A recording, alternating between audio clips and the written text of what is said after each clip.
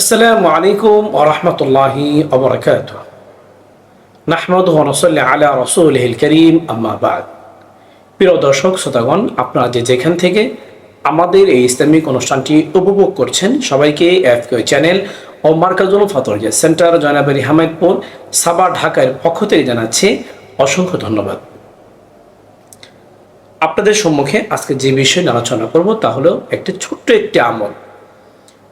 একটি আমল, যে আমলটি করলে অনেক সওয়াব আল্লাহ পাক রেখেছেন।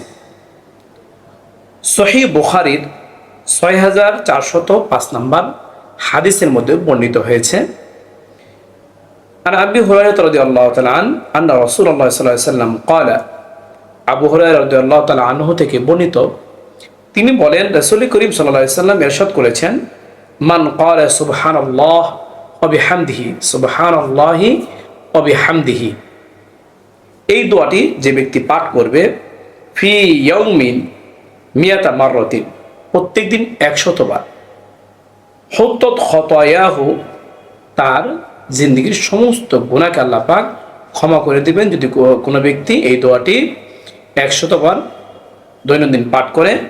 ওয়াইন কানাত মিসলা জাবাদিল বাহরি, যদিও তার গুনাহ সমুদ্রের ফেনা পরিমাণ হয়, তারপর আল্লাহ পাক ক্ষমা করে দিবেন।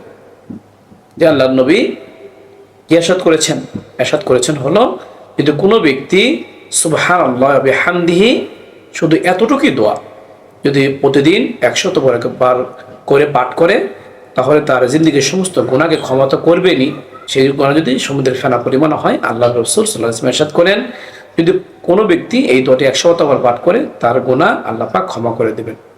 দোয়াটি আমরা উচ্চারণের শেখার উদ্দেশ্যে আমরা আবার বলছি, সুবহানাল্লাহি ওয়া বিহামদিহি, সুবহানাল্লাহি ওয়া বিহামদিহি, সুবহানাল্লাহি ওয়া বিহামদিহি।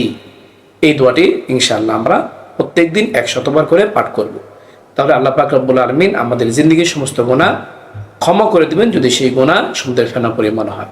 আল্লাহ পাক রব্বুল আলামিন আমাদেরকে এই দোয়াটি পাঠ করে, এই তাসবিহটি পাঠ করে আমাদেরকে এই বিশাল সওয়াবের অধিকারী হওয়ার তৌফিক দান করুন।